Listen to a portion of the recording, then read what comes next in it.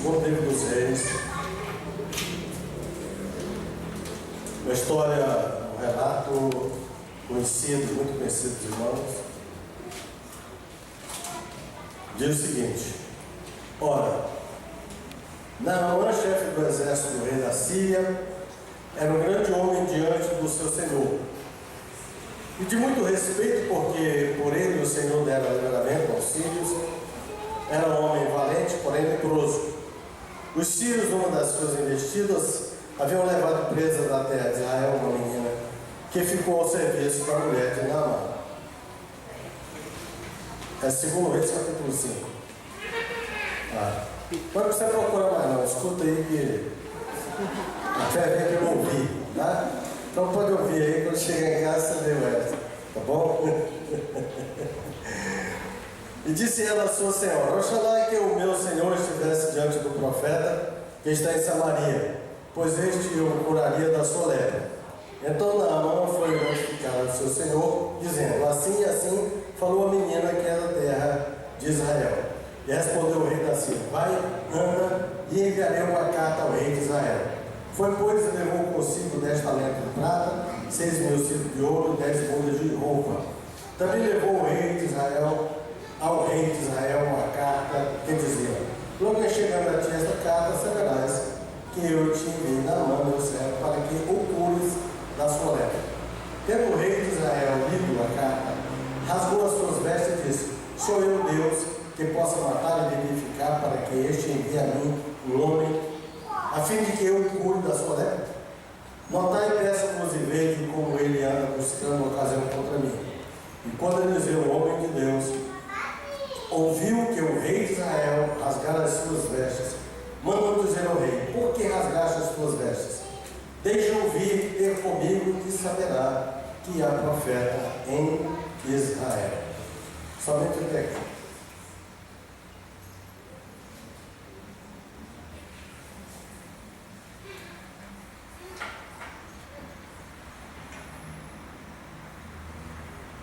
Sei que vocês já ouviram muita pregação nesse tema aí, nesse relato bíblico.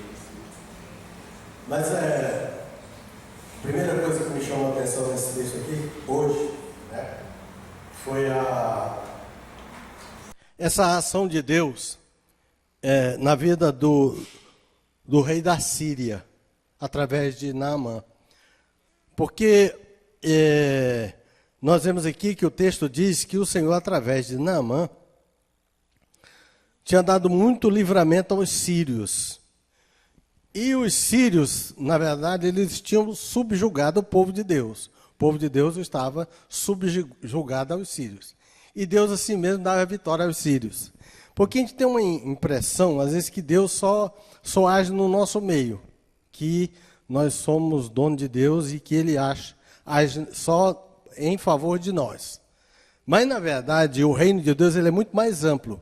E Deus age em toda a terra. E Deus pode abençoar a quem Ele quiser. E uma pessoa que, às vezes, não faz parte da igreja, Deus pode muito bem abençoar essa pessoa, se Ele assim o quiser. E, às vezes, a pessoa vê alguém sendo abençoado aí, como diz, ele fala assim: mas ele nem é crente e é um abençoado, e eu sou aqui crente e estou debaixo de chicote. Como é que foi um negócio desse? Né?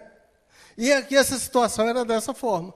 Os sírios, que tinham subjugado o povo de Israel, estavam sendo abençoados, tendo vitórias, que aqui o texto é bem claro, o Senhor tinha dado esse livramento, quer dizer, vitórias em guerras aos sírios.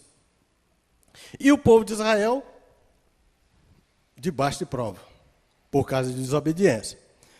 E aí a coisa piora um pouco, porque o rei da Síria, tomando conhecimento de que havia uma possibilidade de Naamã ser curado em Israel, manda uma carta, e o rei lê aquela carta, e a carta ela é bem direta. Ele diz assim: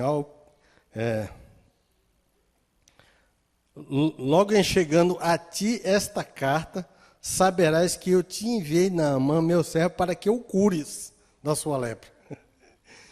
O rei é incisivo, manda a carta para alguém que está subjugado dele, agora é servo dele, outro rei, e diz, olha, essa carta você vai curar o meu servo Naamã. Então o rei ficou numa situação, imagina uma situação dessa. Alguém mandar alguém para você curar essa pessoa. Né? Situação meio difícil, né? E então Deus pode muito bem abençoar uma pessoa que não é crente. Depende se ele quiser. Bom, e agora vem uma coisa que eu fico impressionado com isso, é a posição tanto do rei como de Naamã. O rei entra em desespero. Porque quando um rei ou alguém de destaque em Israel, ele estava em desespero, a primeira coisa que ele fazia, ele rasgava as suas vestes. Isso era um sinal de desespero. Hoje em dia as pessoas descabelam, né? Grita, fica desesperado, assim, né? Quando está na situação. Outros ficam andando de um lado para o outro, não dormem, né? Mas o rei ficou desesperado. E Eliseu, a reação de Eliseu é que é interessante, né? Eliseu, o homem de Deus, quando ouviu que o rei de Israel rasgara as suas vestes, mandou dizer ao rei, por que rasgaste tuas vestes? Deixa vir ter comigo e saberá que há profeta em Israel. E eu fico impressionado com isso, essa atitude de chamar a responsabilidade para si. É muito comum, até às vezes a gente chamar a responsabilidade para a gente numa situação material. Mas dentro da situação espiritual, eu já tenho visto muita gente, como diz, empurrar o problema para o outro. Né? Eu vou dar um exemplo simples. Às vezes, num lugar, a gente vai orar e fala assim, eu vejo isso até em reunião de pastor, que nós fazemos a reunião dos pastores, reunião da ordem, e lá eu falo assim, às vezes, graças a Deus tem melhorado isso. Falo assim, vamos ouvir 3 orações por 3 pastores aí. Aí a gente fica. Eu fico, ó, gente, não precisa atropelar não, pode começar. E fica esperando um pelo outro.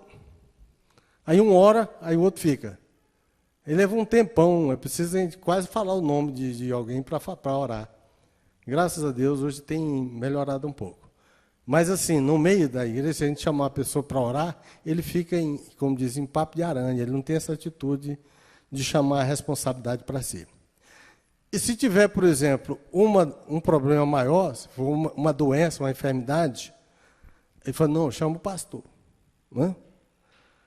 Se tiver, então, um problema que talvez não seja tão grave, mas diferente, e mais que pega muitas pessoas, por exemplo, se tiver alguém que está endemoniado, então, aí, menino, para você achar alguém para orar, né,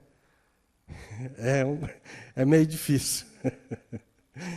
Então, é interessante essas coisas, chamar a responsabilidade para si. Eu fiquei pensando, o que levou Eliseu a chamar a responsabilidade para si? Ele ter essa certeza, essa confiança, dizer, não, manda ele vir para cá, que aqui tem profeta.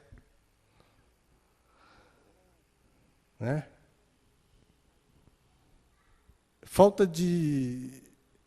Às vezes isso ocorre, das pessoas empurrarem para outro resolver o problema, acho que é falta de conhecimento da situação, da nossa posição dentro do reino de Deus. Tá?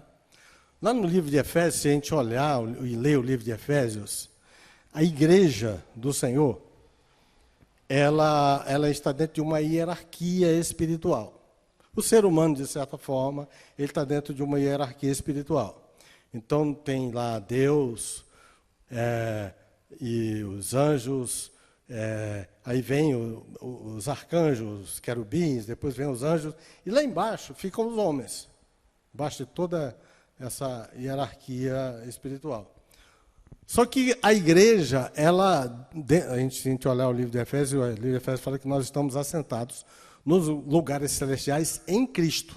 Então nós estamos, quando é igreja, que o povo é salvo, ele está acima de toda potestade, de anjo, de arcanjo, querubins e tudo.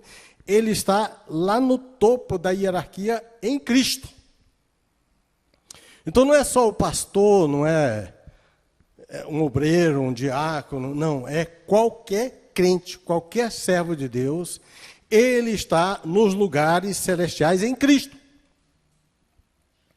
Então, meu irmão, quando a pessoa não sabe disso, ele às vezes fica com medo de orar. E o servo de Deus precisa de saber disso. Dessa autoridade que é constituída, não é uma autoridade inerente, não é uma autoridade que a igreja tem em si só, mas ela é uma autoridade constituída por causa de Cristo. Então, quando Cristo está em nós e nós estamos em Cristo, nós temos autoridade sobre toda potestade. E a igreja, qualquer membro da igreja tem essa autoridade, não precisa ficar com medo.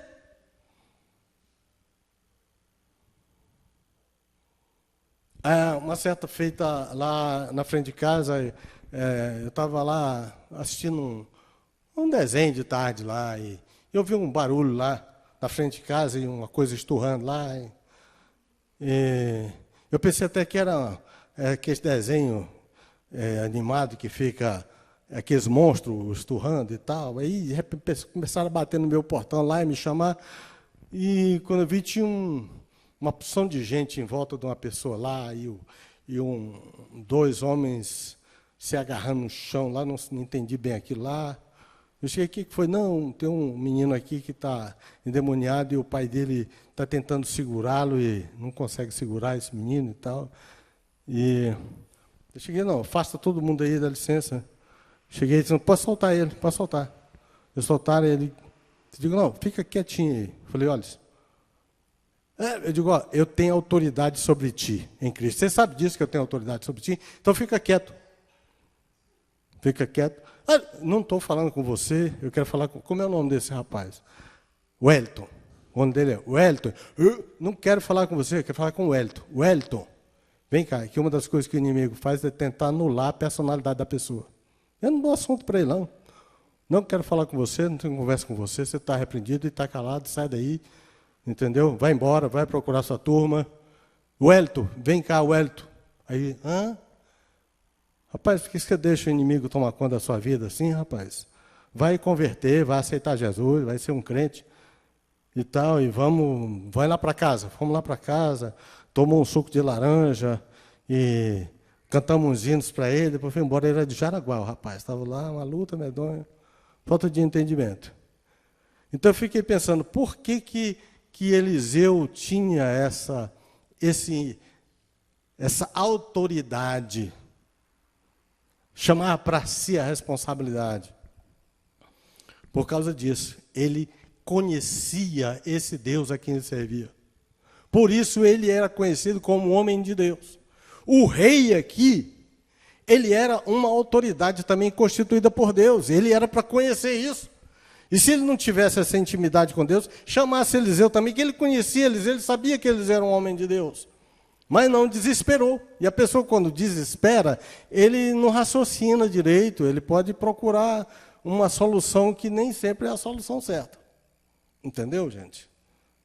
Então, no momento de angústia, no momento de dificuldade, a primeira coisa que a gente tem que lembrar é que nós somos povo de Deus.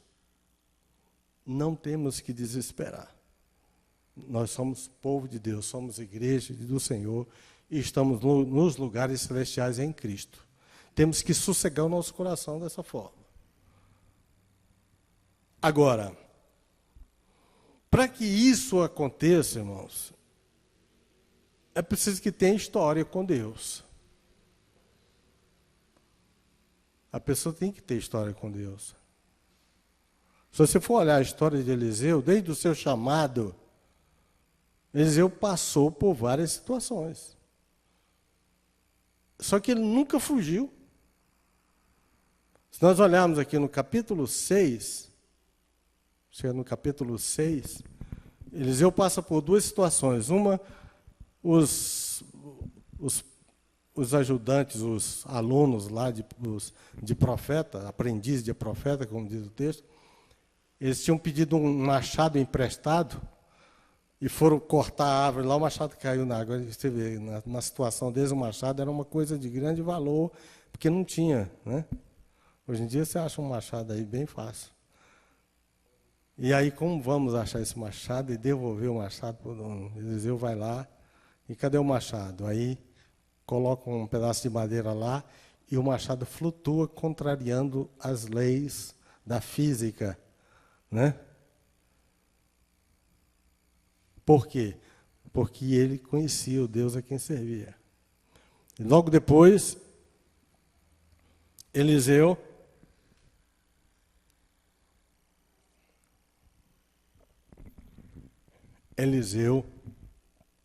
ele pega e tudo que o exército da Síria projetava, maquinava, fazia a sua estratégia de guerra, no outro dia Eliseu sabia de tudo. Deus falava para ele. E aí o rei ficou sabendo disso, o rei da Síria ficou muito aborrecido com isso. Falou, onde é que está esse homem? Eliseu. Está lá em Dotã. Aí levaram lá, se vocês lerem depois, vão ler o capítulo 6 de 2 Reis, vocês vão encontrar esse. Cadê Eliseu? Está lá em Dotã. Manda lá o exército, manda um exército para lá. Diz que mandaram carros, cavalos, cavaleiros, para prender um homem só, um exército. Chega lá, cercaram Dotã. Eliseu amanhece de dia, acorda com os gritos do ajudante dele. Meu senhor, carros e seus cavaleiros, estamos cercados. É uma situação muito difícil, né? Você está cercado numa cidade. Era para ele desesperar, né? Era para matar ele mesmo. E ele chega lá, o moço de Eliseu, desesperado, eu começo a devagar, né? Minha mente é assim, né? Fértil. Eu fico pensando, né? Se ele fosse um nortista, ele devia estar sentado numa rede, né? Passando o dedão um no outro, assim, ó. Tranquilo! Tranquilo! E o outro apavorado. É a diferença da pessoa que conhece, tem intimidade com Deus e o que não tem intimidade com Deus. O que não tem intimidade com Deus, ele apavora fácil. Rasga as vestes. O moço lá, meu senhor, e aí o texto diz que Eliseu ora a Deus, como quem diz assim, Senhor, abre os olhos desse incrédulo aí, para ele ver. E quando ele olha, os exércitos celestiais estavam sobre o exército da Síria. Ele disse, maiores são os que estão conosco. Irmãos, isso é palavra de Deus, irmãos. Não pode ser derrotado. A gente precisa dessa intimidade, dessa vida com Deus, dessa vivência. E aí, Eliseu fala assim, cega esses homens aí, o exército, os soldados ficaram todos cegos. Ele levou ele lá para Samaria, pediu para o senhor abrir os olhos deles, o senhor abriu, eles estão lá no meio de Samaria, né? Podia ter sido morto pelo rei, mas depois vocês leem o resto da história, mas o importante é isso. É que diante de uma situação adversa, nós precisamos primeiro manter a calma. Porque só vai acontecer aquilo que o Senhor quiser que que aconteça. Nas epístolas de Pedro fala muito sobre isso, que as provas, elas servem para nos edificar, para nos fortalecer. Agora, as provas são diferentes, irmãos, cada um tem a sua prova. A sua vida com Deus, cada um é diferente. Uns sofrem muito mais do que outros. Outros são muito mais provados. Isso depende de qual situação você vai enfrentar no futuro. Se você olhar a vida de Davi, Davi começou sendo provado matando filhote de leão. Lá, o texto fala que era um leão novo que ele matou. Não era velho, não, era um filhote de leão. Ele matou um osso. E aí depois ele teve que encarar um gigante. O negócio é que as provas, elas vão aumentando. Que depois que ele matou o gigante, ele podia ter parado ali, mas ele foi enfrentar exércitos. Por que Davi enfrentou exércitos e exércitos? Mas antes ele começou matando filhote de leão. Então, dependendo daquilo que Deus tem para você, da obra que Deus quer realizar através da nossa vida, Ele vai nos preparando. Eu estou aqui me lembrando do pastor Antônio. O pastor Antônio, lá de Porongatu, ele é muito jovem, ele tinha uns 30 e poucos anos, veio para a nossa convenção agora. Na última reunião da ordem, ele deu um testemunho lá, pedi para ele falar, e ele dizendo, olha, eu tinha testemunho só dos outros. E eu ficava pedindo para o Senhor que eu queria ter a minha história, meu testemunho para contar. E aí Deus deu, mas é a prova. Eu não sei se vocês sabem da história do pastor Antônio, mas o pastor Antônio, a esposa dele, estava com a pedra na vesícula, ele não sabia, ela tinha 1 mês e pouco que tinha ganhado um neném, estava ainda de resguardo. Uma pedra da vesícula deslocou e foi para o pâncreas. E eles não sabiam. Ela começou a passar mal, infecção, passando mal. E ele, não, isso é remédio, é dor de barriga, não sei o quê. Foi tomando um remedinho e chá e não sei o quê, ela piorando. Quando levou no médico, o médico só tinha 10% de chance de vida. Aí levou para Séries e ficou internado lá vários dias e nada. E vieram para Goiânia. Goiânia vieram encaminhados, chegaram lá, o Hospital do SUS não quis atendê-los, e depois, com muito custo, conseguiram um hospital lá em Aparecida de Goiânia, e aí a ambulância pegou eles do hospital, levando para lá, a ambulância furou um sinal vermelho lá, e um carro bateu na ambulância, e capotou tudo, e quebrou tudo, e a mulher lá em estado de UTI, dentro dessa ambulância, e tudo. Aí agora vocês imaginam o sofrimento desse homem, né? Aí falou assim, ó, irmão, só que depois disso eu pedi para o senhor que eu não quero mais prova, não quero mais testemunho, não.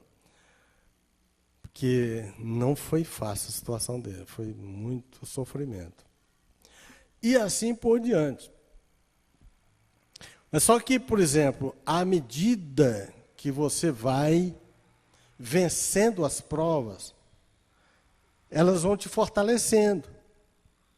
Hoje, algumas situações que surgem na minha vida, graças a Deus, eu já passei por outras situações. Sabe?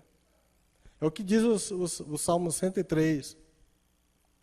Ali, o Salmo 103 diz, bendize a minha alma ao Senhor, e não só a alma, mas tudo que é em mim, bendiga o seu santo nome. Bendize a minha alma ao Senhor e não te esqueça de nenhum só dos seus benefícios. Então, a gente precisa lembrar do que o Senhor já fez na nossa vida também. Desde quando Eliseu foi chamado. Foi de uma forma especial. E ele foi chamado para realizar uma grande obra. Então, ele precisava passar por muitas lutas. E passou por muitas lutas. Então, a gente precisa lembrar. Quando Jesus ele multiplicou os pães, ele multiplicou 2 vezes. E na segunda vez o Senhor, né, ele interroga os discípulos, conversa com os discípulos, para ver se os discípulos se lembravam. E os discípulos não se lembravam de como ele tinha alimentado já o povo, com pouca coisa. Então, a gente precisa buscar na nossa história com Deus fatos, situações, e que o Senhor nos sustentou.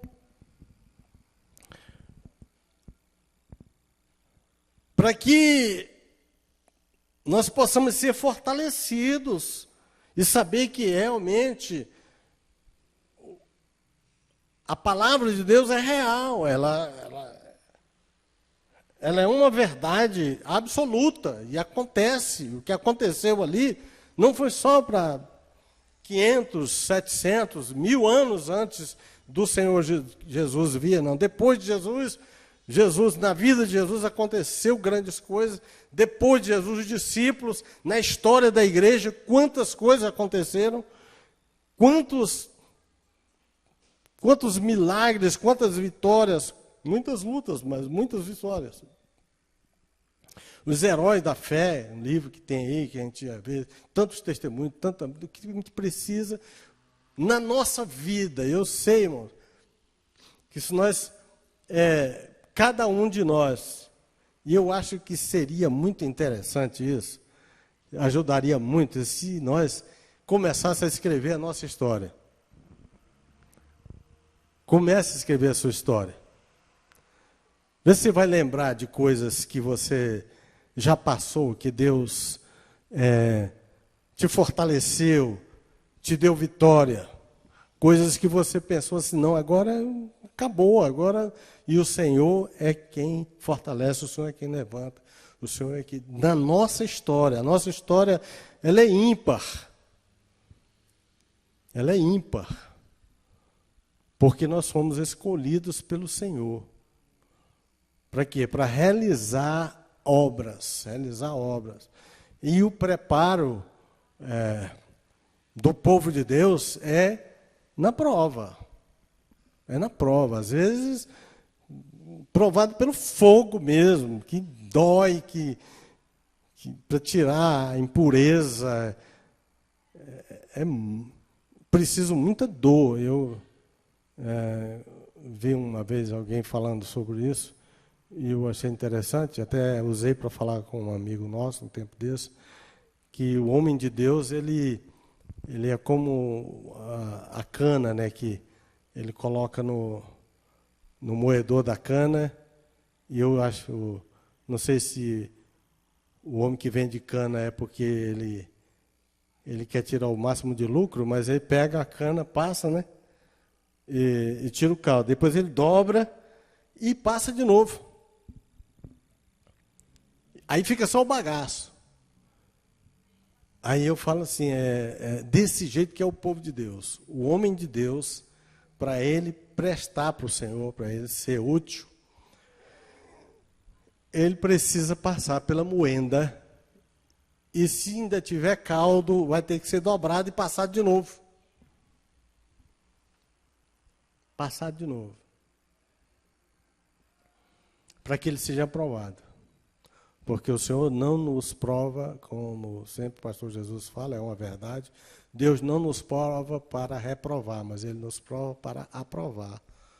Só que é como a Bíblia fala, como grisol, como fogo, tudo que purifica dói, e dói muito, é uma moenda, mas a certeza de que o Senhor está conosco tem que ser essa certeza aqui, como tem Eliseu aqui, olha, manda esse homem aqui, porque há profeta em Israel. O machado afundou.